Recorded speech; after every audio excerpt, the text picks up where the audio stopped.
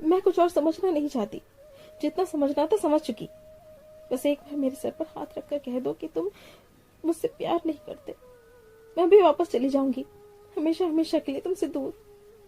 फिर कभी तुम्हें परेशान नहीं करूंगी, अपनी सूरत तक नहीं दिखाऊंगी। राधा ने माधव की आंखों में झांकते हुए उसका हाथ अपने सर पर रखते हुए कहा। माधव के चेहरे पर असमंजस के भाव थे। वो कुछ समझ नहीं पा रहा था कि क्या जवाब दे राधा को। खाओ कसम माधव कि तुम मुझे नहीं चाहते। बोलो ना, कुछ तो बोलो। राधा की नजरों में विनती और सवाल दोनों ही थे। माधव उसकी नजरों का सामना नहीं कर पा रहा था। उसके दिमाग पर दिल की भावनाएं हावी हो चुकी थी। उसने धीरे से कहा, हाँ, मैं भी तुम्हें प्यार करता हूं, पर इस रिश्ते का कोई भविष्य नहीं। ओह माधव, मैं जानती थी कि तुम भी मुझे प्यार करते हो। प्लीज चलो कहीं दूर चले जाएं और अपनी एक छोटी सी दुनिया बसाएं, जहां तुम्हारे मेरे सिवा कोई ना हो, सिर्फ प्यार ही प्यार हो, बस। राधा खुश होते हुए माधव से बोली, नहीं राधा, ये गलत है। तुम जज्बातों में आकर भूल करने की सोच रही हो। सोचो, तुम्हारे इस कदम से तुम्हारे माँ बाबूजी पर क्या गुजरेगी। माँ ने 9 माह तुम्हें अपनी कोख में पाला है। बाबूजी ने बड़ी ही दुलार से तुम्हें पाल पोस कर बड़ा किया, काबिल बनाया। तुमने जो चाहा तुम्हें ला कर दिया। न जाने कितने अरमान होंगे उनके, क्या क्या सपने संजो रखे होंगे तुम्हारी माँ ने तुम्हारे लिए। अपने बाबूजी का गुरूर हो तुम, माँ की ममता हो। कुछ सालों के बने इस रिश्ते के लिए क्या बरसों पुराने बंधन को तोड़ देना उचित है? माँ बाप के गर्भ से तने हुए सर को शर्मिंदगी के बोझ से झुका देना सही है? समाज में सरेआम उनकी मान मर्यादा को मिट्टी में मिलाना ठीक है? ताउम्र उन दोनों को समाज के ताने सुनने को छोड़ देना जायज है? अगर हम अपने खुशी और स्वार्थ के लिए कहीं भाग चलते हैं, तो क्या हमारे माँ बाप शर्म को लेकर जिंदा रह पाएंगे? जरा सोच कर देखो राधा। हम दोनों एक दूसरे को बचपन से जानते हैं, साथ खेले कूदे, साथ साथ बड़े हुए। मुझ जैसे गरीब को बाबूजी और माँ जी से सगे माँ बाप जैसा प्यार मिला। उन्होंने कभी भी मुझे एक माली का बेटा होने का एहसास नहीं होने दिया।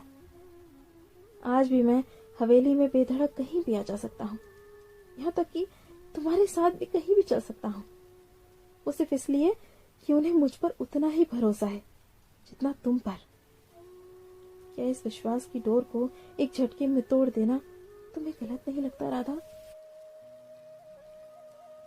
राधा बड़ी हैरत से उसकी बातों को सुन रही थी, पर जवाब नहीं सूझ रहा था उसे। और हमारा प्यार माधव, क्या उसकी कोई कीमत नहीं? क्या हमारी खुशियों का कोई मोल नहीं? राधा ने सवाल किया। राधा, इस जहां में ऐसी अनगिनत प्रेम कहानियां हैं जिनका अंत हमेशा खुशनुमा रहा हो, ऐसा जरूरी नहीं। कुछ तो बहुत ही दुखद मोड़ पर आकर अपना दम तोड़ बैठी, और कुछ आज भी उसी खूबसूरती के साथ जिंदा है। भले ही उसके प्रेम पक्षी एक दूसरे से कभी मिल न पाए, फिर भी उन दोनों का प्रेम उनकी धड़कनों में धड़कता है। वो दूर रहकर भी एक दूसरे के पास होते हैं हमेशा। वैसे ही हमारा प्यार भी एक दूसरे के लिए हमेशा रहेगा, जो हम दोनों के दिल में धड़कन की तरह धड़कता रहेगा, लहू बन के नसों में बहता रहेगा, अंतिम सांस तक सांस बनकर चलता रहेगा। हम कहीं भी रहें और एक दूसरे की मौजूदगी का एहसास हमेशा अपने आस पास पाएंगे। प्यार भी तो एक एहसास ही है ना राधा? और वैसे भी राधा कृष्ण का प्रेम भी तो अधूरा ही था, पर आज भी प्रेम को परिभाषित करने के लिए उन दोनों के प्रेम से बेहतर कोई उदाहरण हो ही नहीं सकता। और तुमने ही तो कहा है कि तुम मेरी राधा और मैं तुम्हारा श्याम, तो उनके जैसा ही प्यार अपना भी तो होना चाहिए ना। माधव ने बड़े प्यार से राधा की नजरों में झांकते हुए कहा। राधा किंग कर्तव्य विमूढ़ सी माधव के चेहरे को देखती रह गई। उसकी नजरों में प्यार के साथ साथ माधव के लिए अगाध श्रद्धा उमड़ आई थी। उसने झुककर माधव के पैर छू लिए। उसकी इस हरकत से माधव हड़बड़ा के पीछे हट गया। अरे, ये क्या कर रही हो? राधा की बांह पकड़ उसको उठाते हुए माधव बोला। माधव, मैं ये तो जानती थी कि तुम बहुत ही शरीफ और संस्कारी हो, पर आज तुम्हारी बातों ने तुम्हारी इज्जत मेरे दिल में और बढ़ा दी। तुम सच में बहुत ही महान हो माधव।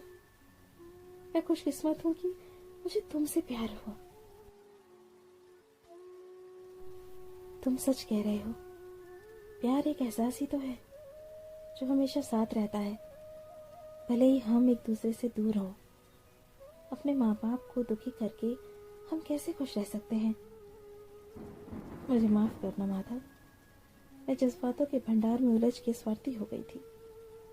मुझे अपनी खुशी के अलावा कुछ दिख ही नहीं रहा था, पर तुमने मुझे सच्चाई का आईना दिखाकर जिंदगी भर के अपराध बोध से बचा लिया।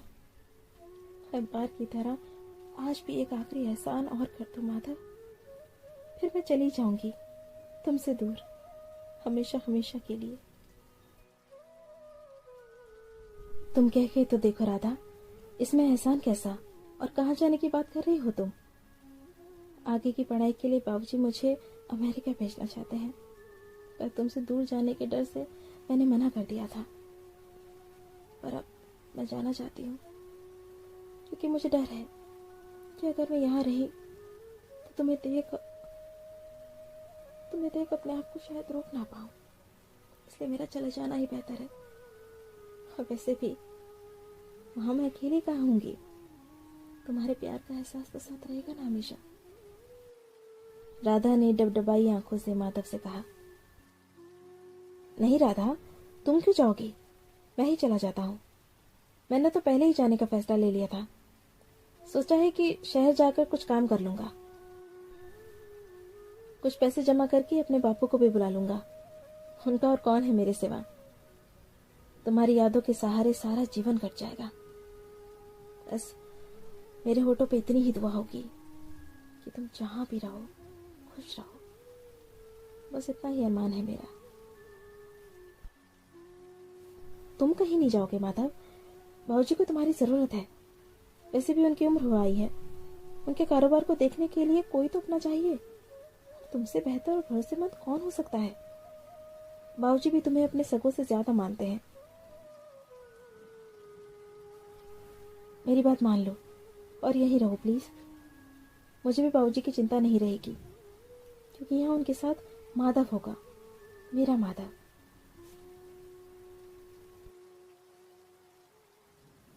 माधव को उसकी आंखों की बेबसी और उन पर लरसते आंसू देखते न बन रहे थे।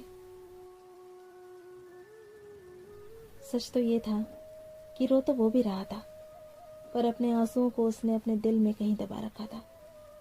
वो राधा को और कमजोर नहीं पड़ने देना चाहता था। ठीक है राधा, जैसा तुम चाहती हो वैसा ही होगा, माधव ने उसके हाथों को अपने हाथों में लेते हुए जवाब दिया।